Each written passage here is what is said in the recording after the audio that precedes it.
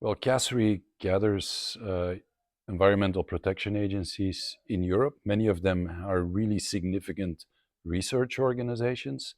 So, by pooling those capacities and learning from the national contexts and the national experiences, I think we will get a much better understanding of how the right type of knowledge can contribute to European level understanding that can drive the necessary change that we need in our systems of production and consumption.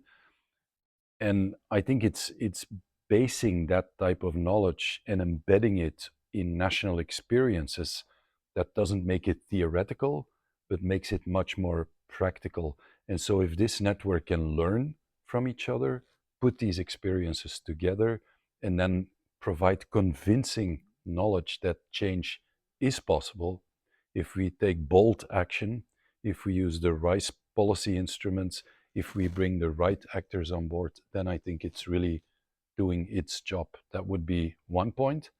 The second point is that I think, given the capacities that are gathered in CASRI, the network should have the sort of confidence to really venture into something truly innovative. Everybody is talking about AI now. Well, is AI going to be an engine of sustainability? Is it going to be a threat to sustainability? These are really big questions. So put together your best knowledge, your best capacities, and illustrate how it can be a force for good and how it can drive the speed and scale of the innovation that we need. And some partners in this network have that technical capacity, others have data and have the willingness to work on those issues. So try to work on these issues that are really innovative and that cater to the big questions of this time, rather than only talking about them, illustrate how they would work.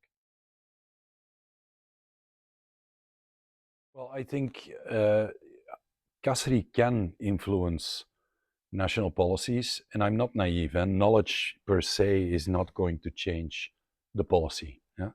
But knowledge that is brought at the right time, in the right format, and that generates the interest of top policymakers. And that could be through a link with AI, or that could be through a link with how do we phase out fossil fuels, or how do we phase out environmentally harmful subsidies, which are rather big also in Europe. Yeah?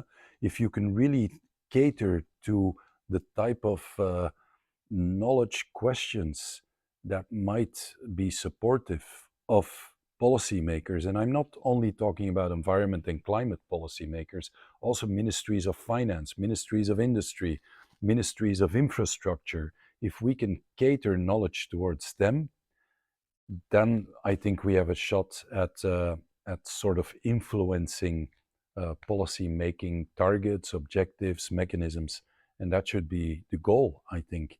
And we need to do that at systemic level, which is tough to do if you don't collaborate. So this network has the elements there to do it at systemic level, and that's where I see the way forward. Yeah.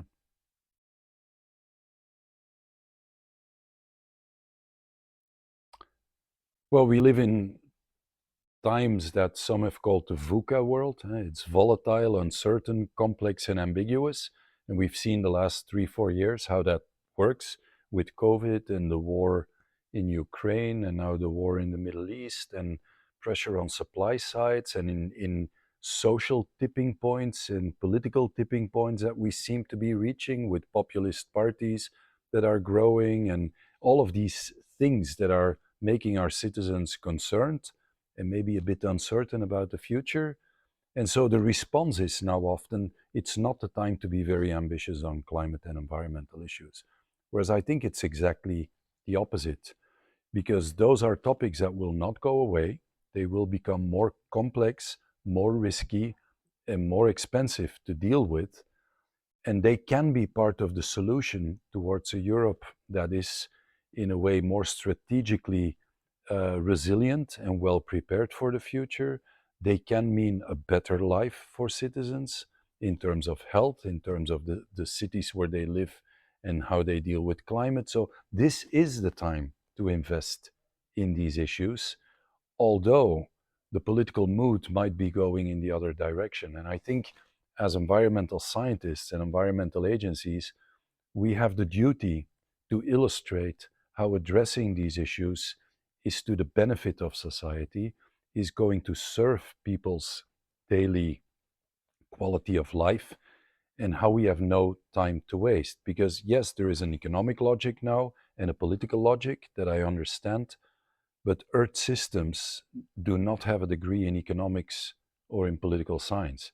They follow their own laws, the laws of nature, the laws of physics, the laws of biology. And this is the time to address them, because ignoring the problems will not improve them. Pause buttons, nature doesn't have a pause button. Yeah. So all of this language can be understood in a political and economic framing, with elections coming up and populist parties pressuring the quote unquote normal parties in a certain direction. But from an Earth systems perspective and from a future perspective, they make very little sense. It's our duty to make that clear.